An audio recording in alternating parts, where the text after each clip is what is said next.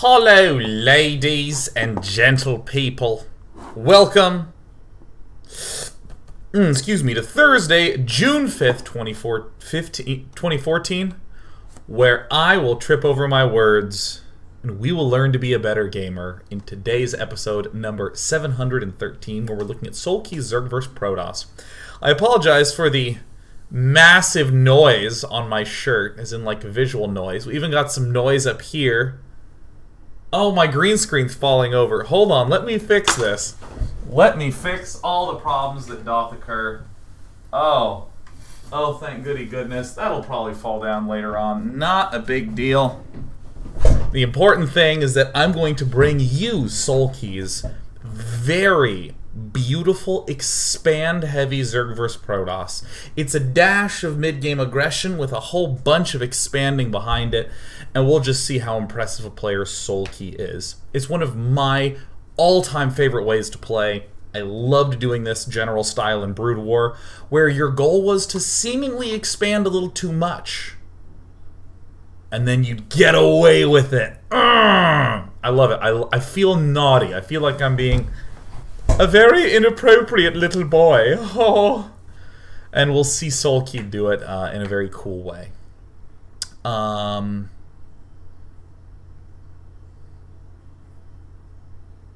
know I had something else to say, but I don't know. Tomorrow I'm going to play Dark Souls 2. I really like that game a lot. And there was no particular game title that snatched me. I played Watch Dogs last week, and I think that I have played the game. I think I'm good with Watch Dogs. But Dark Souls 2, I hope that's okay. I hope you don't mind that I'm going to be playing that. Shout out, of course, to Flea Hastings, one of the Noble Day Knights who's been around for a while, who is celebrating his birthday today. You have to tell us how old you are, though. We're going to find that out soon enough. I know there's something else. Funday Monday's coming up on Monday. I don't know. Funday Monday is to play in a team game where only one of you can build units and everyone else has to only build medevacs. Boom. I'm going to go ahead and hop right into the game because these games really intrigue me. And what we're first going to do is watch... Okay, here we go. We're first going to watch the basic framework groundwork of this style of play from Soulkey. We're not going to be watching the games in direct order as they occurred in the GSL. What I first want to do is give you a taste of just a nice way that the game will win in the mid-game. You're going to do a little bit of aggression as you're getting up all your bases, and you might win with that. Cool. We'll then watch a game of you trying to do the same sort of setup but having to play defensively instead. It will actually be a loss for Soulkey. And the last two games are going to be the big build-up. I know a lot of people like to watch this part one and stop. Don't do it with this episode today. Please watch the whole thing through because the through line will make a lot more sense. We're going to be doing progressively longer games because winning with the mid-game aggression can happen. I'm happy to show it as a starting point, but it's not the purpose of the style of play. The purpose is for you to see what scary shit you have to endure when you have a lot of expansions and how to make it out the other side by utilizing them. So this is, again, from the GSL. We got Mr. Hua, Mr. Yonghwa, up in the top left-hand corner. And down in the bottom we have Soulkey. Now, the start of this game is going to look very much so like any other game that you would see. It's on merry-go-round, so we see the good old pool coming out pretty quickly. You can go hatch first, you can go pool, then hatch. You can expand here to a faraway location, you can expand not. Soulkey, thus far, whoa. Soulkey, thus far, we're going to go back to where we were before, and we're going to pause at the very important time of 3 minutes. Here we go. Soulkey, as you'll note, has not yet drone scouted. And in fact, going to the mini-map, we really see the importance of the proper Overlord Scout. This is an unusual 3-player map. You won't always be playing on a 3-player map, but what you want is to find where a dangerous expansion would be threatened by a close player. So you're seeing me drag between these two locations. If Protoss is here, and we took our third at this location, it's very short for him to just kill us. So this is a very smart move from Soulkey to send his Overlord up this way. And if he sees a Protoss here, this is going to be his third base. And if not, it's very likely that this would be a third base. This, honestly, is really, really nice to have. Very far distance, and it's tucked along the corner. Increasingly important, as we're going to see much later, as in like in part 2 and 3, we're going to see the importance of having damn far away bases. So some usual scouting that you're want to expect. She throws up. Go Queen! She's a huffin', she's a puffin'. Get there one time. So right now, nothing's really to be surprising. The Overlord's gonna pop in, and per usual, our question lineup is, what cybernetics core-based play is this Protoss asshole gonna do? Is he gonna go Stargate? Is he going to go for, oopsie daisies, is he gonna go Stargate? Is he gonna go for an aggressive Warp Gate push, and all that sort of shenaniganry? Typically, players like to go for 6-minute extractors, but here we see 5:30 extractors, which, though might not seem very notable, is actually quite the difference.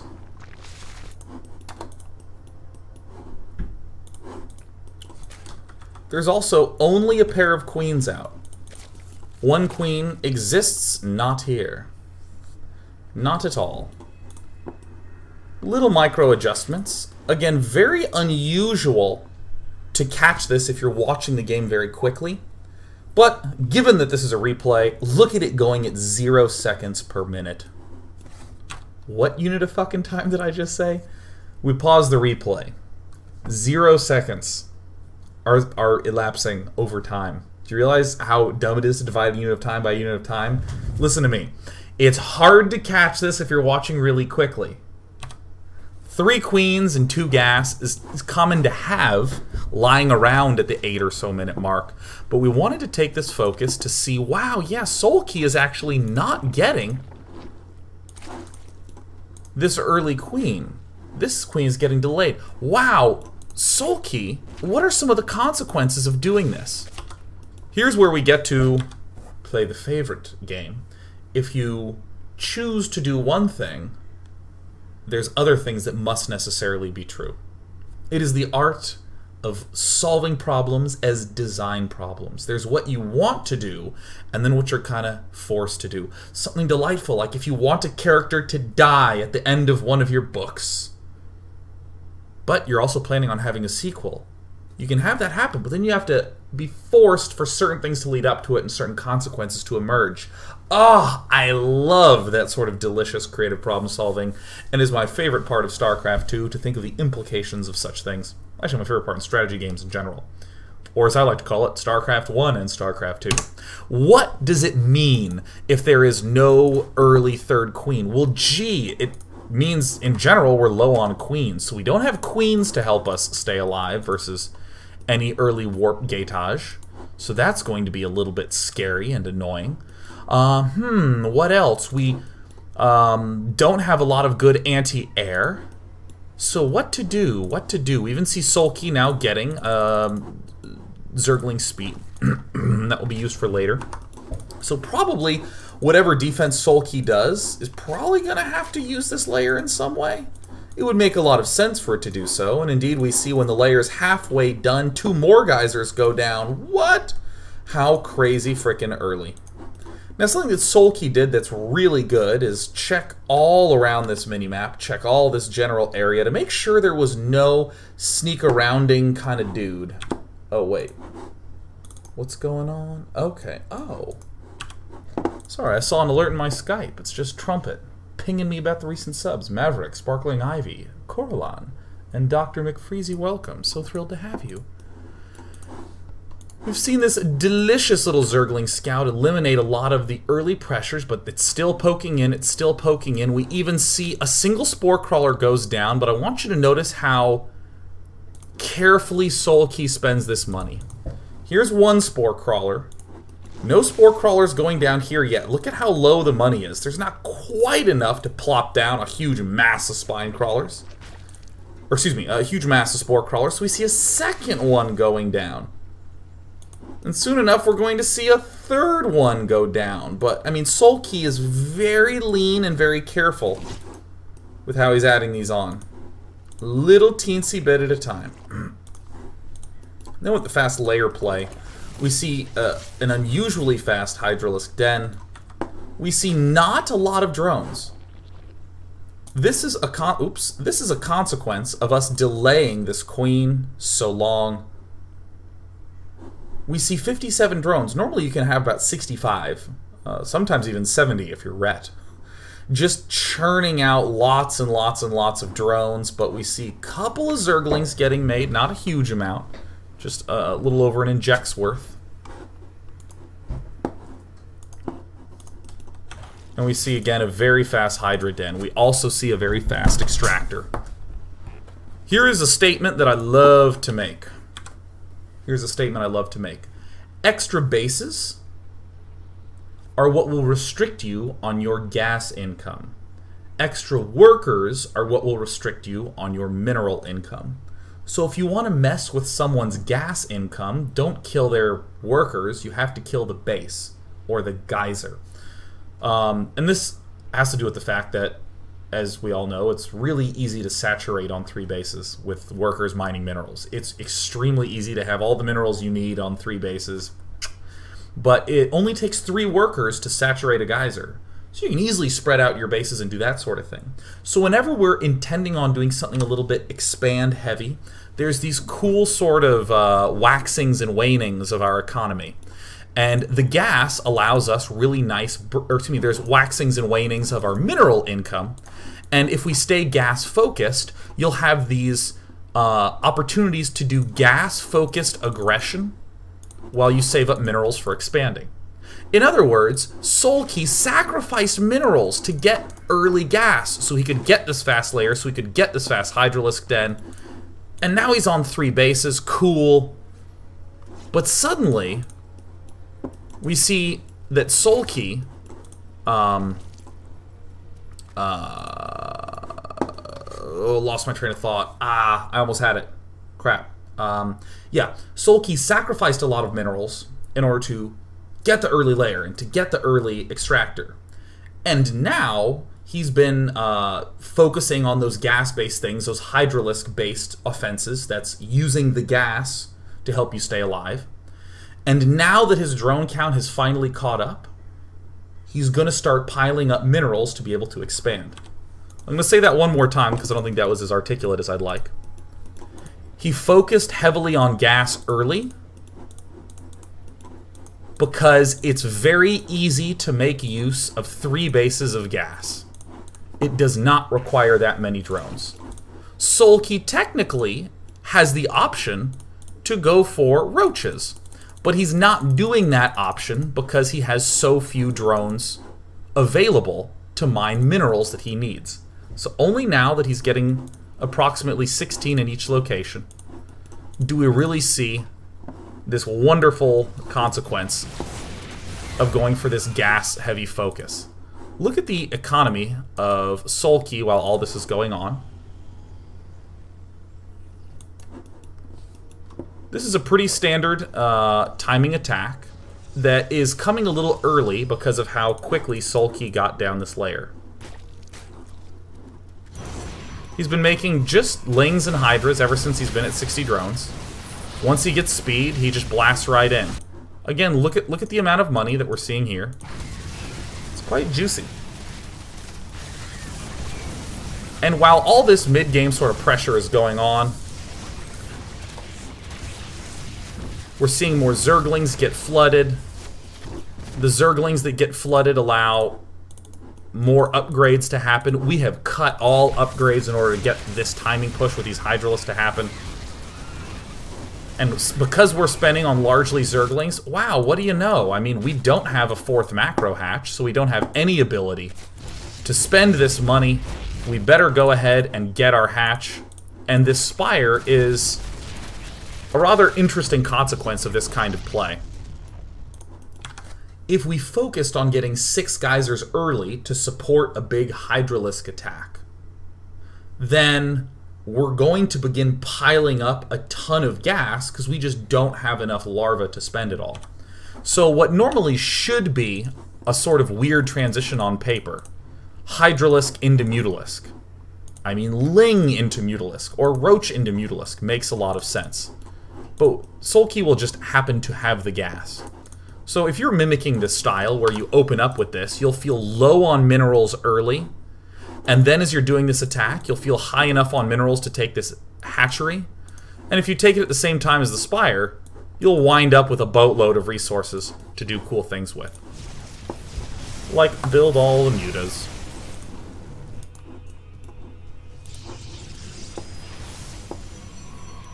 And we see Soulkey identifying this army, and one of my favorite things to say is that 3 base Roach Hydra beats 2 base anything that Protoss can do. Soulkey emphasizing the Hydralisk, which, as you'll recall, has had a slight buff. Weapon speed used to be 0.86, whatever the hell that means. Now it's 0.75. It's one of those invisible buffs. It's not like if they increase immortal range where you can really see it. This is something that you just have to feel and kind of be aware that is there. And Soulkey with a more or less all Ling Roach Hydra army roasts Yonghwa. Now behind this we see that there's a base. In the midst of this we see that there was an opportunity to go Mutalisk. In the midst of this we see that there's an infestation pit. So I don't want you to suddenly think that what Soulkey did was make a big aggressive mid-game move, win with it effectively, and then hold the all-in. I want you to see the strength of what Soulkey would be doing in almost any other circumstance. I mean, what if Soulkey wasn't able to do game-winning damage with this attack? What if he was unable to end the game? Well, he would deal some damage, for sure. But we have this expand coming up behind it. We have this Spire transition coming up behind it. Again, this attack's going on. This is what makes the style of play strong. It's always around 11 minutes that we're going to see Soulkey take this other base. Come on, Soulkey. Come on. Right around 11 minutes. There we go. Pew. Pew. And, going for the infestation pit, I want you to notice this theme. Soulkey is doing unusually gas-heavy things because he's never really taking a macro hatch and planting it and pumping units out of that. He's taking more and more bases. He's going to have more and more gas, so his plays are going to use more and more gas. What I want to do now is I want to look at Soulkey's play in a game where he's going to lose. Where is Yonghwa Soulkey? Great. So what we want to see here is a game where Soulkey's style is not used to do early aggression, but is used to do early defense. We're going to go through this one pretty quickly. We want to see the same themes going on.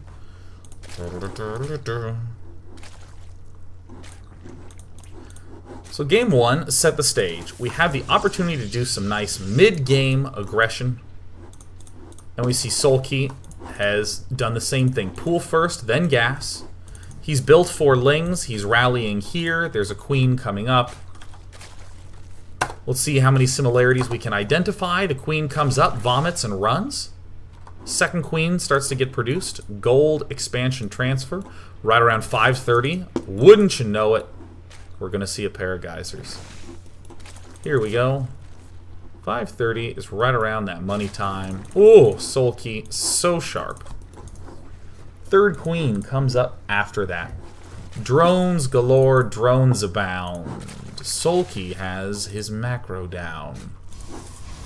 Soulkey also sends in some scout overlords to identify the appropriate tech. Misses the robo, which is pretty common to do. What a fast layer. What a fast speed. Hey, when that layer is halfway done, we see that 2 more Vespian gas geysers get produced. Because Soulkey sees that they are phoenixes, he begins to build repairs. Oh, spores. Once the layer is done, he's going to get himself up a Hydralisk den. He is also continuing to leverage the gas geysers from these bases. And this is kind of a ugly map formation thing that we're going to see. It's going to be this drop, the sentry drop that uses the really annoying force field type stuff. You should note that Soulkey is basically going to have his Hydralisks up in time. More or less. The drop commences. So Soulkey loses this not for lack of having things. I mean, we see the Hydras here could have easily waltzed up and wrecked this. This is just a lack of scouting. A Zergling should be on patrol. Something should be investigating. 3 Phoenixes should be a little suspicious. And we see kind of an annoying interruption in what Yonghwa, or excuse me, in what Soulkey would normally want to do. And he actually loses a lot of drones.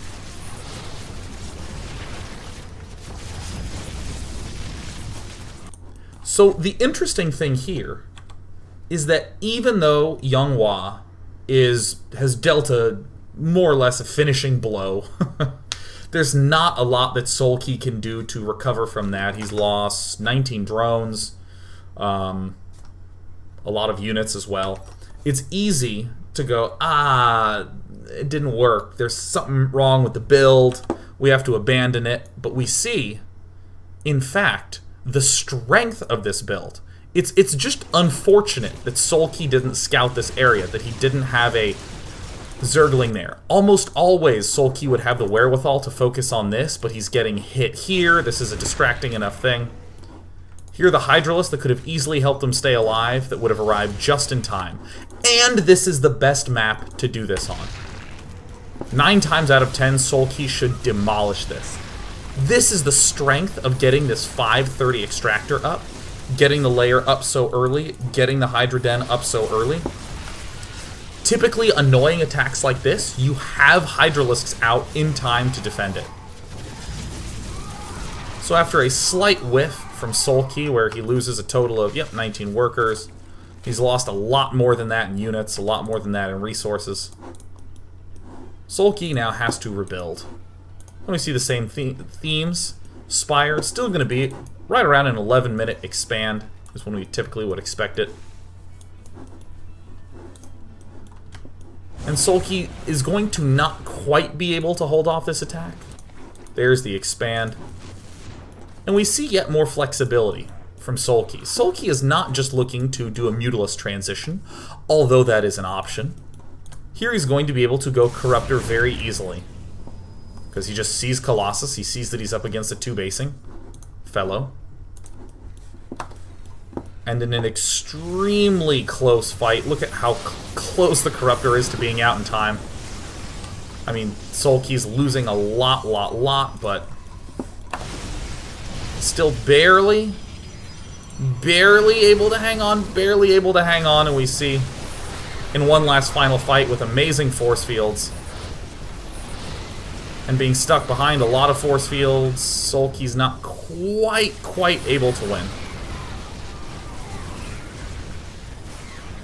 I mean, he's pushing back.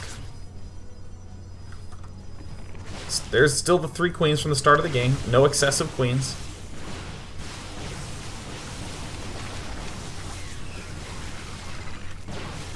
The game actually goes on for a while. I'm going to speed it up. Benny Hill theme commence.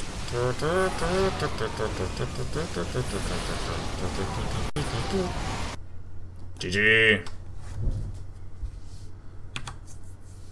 So, this is the sort of game that if you are a Zerg player trying to copy Soulkey's build, this game should leave a very positive impression on you. Soulkey took massive damage and barely lost to this timing push. On a map where the Warp Prism play is the strongest and where Colossus pushes are the strongest, because the gold's right there and we can assault it. I mean, Soulkey was so close to being able to hold this off because of the strength of his build order timings. So what I hope these two games showcased is the power that you are doing, that you are winding up in these matches. Where if you're the Zerg player, if you can get past those middle periods, you're likely going to have a 4th base up and running. You're going to have Spire Tech. Oops, you're going to have Spire Tech. You're going to have a lot of gas if he's not attacking. If he is attacking, you have the flexibility of Hydras with speed and range. You'll also have Corruptors. Lots of versatility. When we come back in part 2, we're going to see the build up to the big important game, which is that if you can stay alive, and if Protoss isn't dead, what do you do with all these expansions? And this is where I think Soulkey style becomes really interesting to look at. So when we return, many expansions as a Zerg versus Protoss.